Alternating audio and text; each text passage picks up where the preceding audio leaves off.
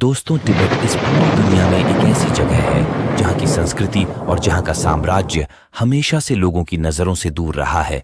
अब जब भी हम लोग तिब्बत की बात करते हैं तो हम हमेशा किसी चीज़ की परिकल्पना करते हैं कि वहाँ पर ढेर सारे बौद्ध गुरु किसी मठ में तपस्या कर रहे होंगे।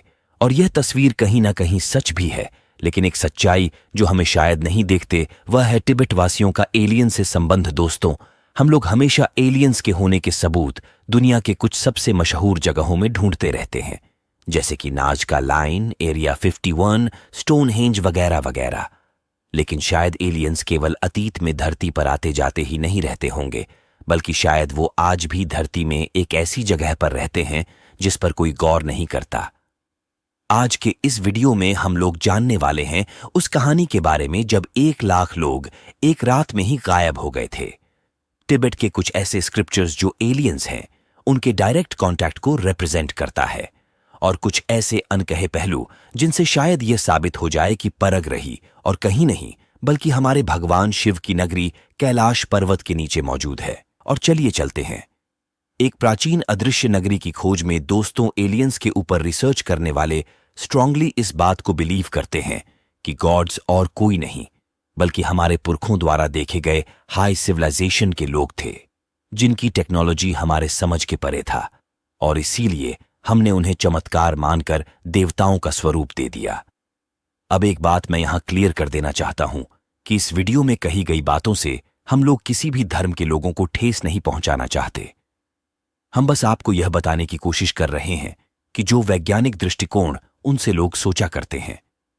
दोस्तों, अलग अलग धर्मों को स्टडी करते हुए उन्होंने हिंदू कल्चर पर बहुत ज्यादा फोकस किया, क्योंकि हमारा कल्चर इतना वास्ट है कि हर एक ग्रंथ, हर एक पुराण और हर एक वेद में कुछ ना कुछ ऐसा मिलता रहता है कि उससे हमें ना दुनिया को देखने मगर हिंदुइज्म पर हेविली डिपेंडेंट होते हुए एक दिन ऐसे ही थ्योरिस्ट का ध्यान गया बुद्धिज्म पर, और उन्होंने पाया कि बुद्धिज्म कल्चर में भी गॉड से रिलेटेड कुछ ऐसे डिटेल्स हैं जो शायद हमें ये तक बता सकती हैं कि एलियंस वर्तमान समय में धरती पर आखिर कहां रहते हैं।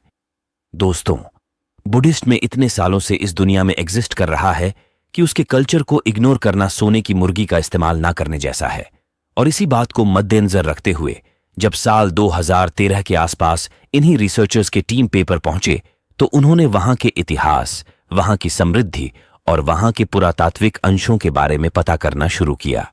लेकिन इसी जांच पड़ताल के बीच उनका ध्यान गया गूस किंगडम पर, एक ऐसा साम्राज्य जो तकरीबन 1 लाख लोगों को अपने अंदर पाले बैठा था। लेकिन भगवान जाने ऐसा क्या हुआ कि एक रात में 1 लाख लोग किसी को बिना कानो कान कवर किए ऐसे गायब हो गए जैसे वो वहां पर कभी रहते ही ना हो। अब वैसे तो क्योंकि किसी ने इस घटना को अपने सामने होते हुए नहीं देखा था, तो हर एक किताब में इसका अलग अलग मतलब मिलता है।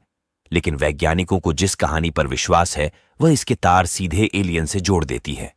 दोस्तों, दरअसल हुआ कुछ यूं था कि जब 13वीं से 14वीं शताब्दी के बीच में इस साम्राज्य को बसाने के लिए पहले शासक यहां पर जब आए थे तो ये एक बेहद ही बंजर जगह थी।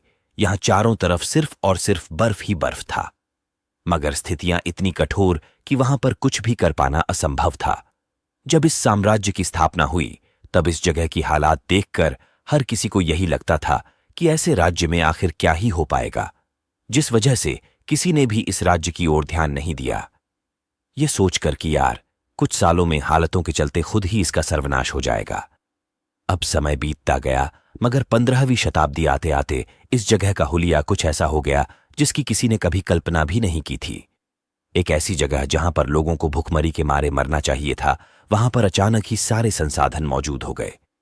उनकी टेक्निक्स इतनी एडवांस हो गई कि कम जगह और संसाधनों के बावजूद उनके लाइफस्टाइल और उनकी तरक्की पर कोई असर नहीं पड़ा।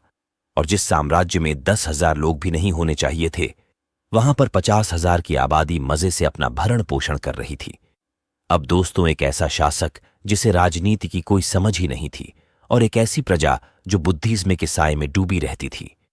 अब अगर कोई इस तरह का साम्राज्य अचानक ऐसे डेवलपमेंट कर लेगा तो बेशक उसे देखकर आसपास के राज्य हैरान हो जाएंगे, और इस धार्मिक प्रधान भूगे किंगडम को भी देखकर लोगों का यही रिएक्शन था।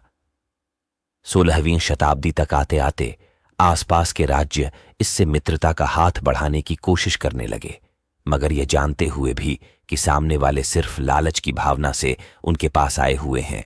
भूखे साम्राज्य के लोगों ने उनके हाथ को ना तो नीचे किया और ना ही उसे थामा। और जब उनसे पूछा गया कि आखिर उन्होंने इतने अविश्वसनीय तरीके से अपने विकास को कैसे अंजाम दिया, तो उन सब का एक सुर में यही कहना था कि आज वह जो कुछ भी है वह संभाला नगरी के लोगों की सहायता से है। दोस्तों, संभाला यानी हिंदू और बौद्ध धर्म में वो नगरी जहां देवता रहते हैं। दोस्तों, एक ऐसी नगरी है जो बसी तो धरती पर ही है, मगर यहां पर मौजूद सभी सुविधाएं स्वर्ग के बराबरी की है। इस नगरी को अलग अलग ग्रंथों में अलग अलग रूप से डिफाइन किया गया है, और यहां तक कि विष्णु कुरान के एक वर्जन में यहां तक कहा गया है कि भगवान विष्णु के 10वें अवतार कल्कि का जन्म भी देवताओं के इसी नगरी में होगा।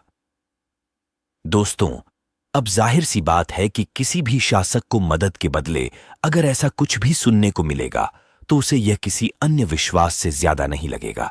और 100 सालों तक जब यह संघर्ष लगा और चलता गया, तो एक दिन लद्दाख के राजा ने इस नगरी पर हमला करके यहां के लोगों का ज्ञान और यहां के संसाधन हड़पने का षड्यंत्र रचा।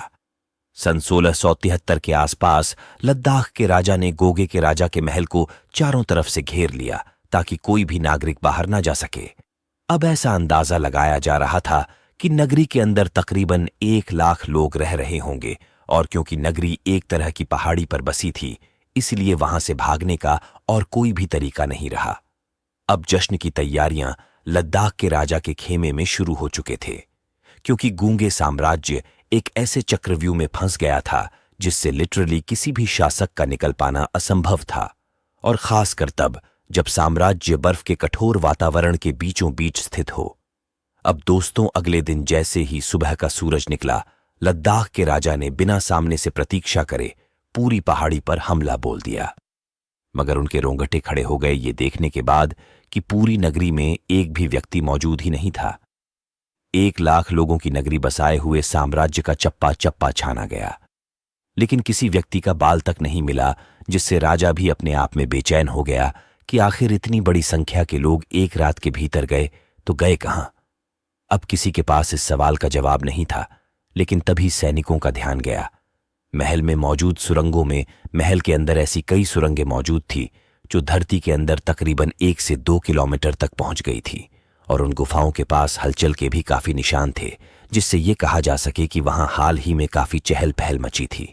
और वैसे तो ये गुफाएं टूट गई थी, या यूं कहे कि तोड़ी गई थी, मगर फिर भी उनके अंदर जाने की कोशिश की गई और किसी को भी कुछ भी नहीं मिला, सिवाय एक बुनियाद हिला देने वाली बात के कि वो सभी सुरंगें आगे जाकर जिस जगह पर मिल रही थी, उस जगह का नाम था कैलाश पर्वत। कैलाश पर्वत यानी कि वह जगह जहां पर हिंदू धर्म के अनुसार भगवान शिव विराजते हैं। हमेशा से विज्ञान के लिए एक रहस्य का केंद्र बना रहा है। यहां पर किसी भी तरह की कोई बहुत बड़ी रेडियो एक्टिव चीज नहीं है, लेकिन फिर भी यहां की रेडिएशन रिकॉर्ड तोड़ देती है।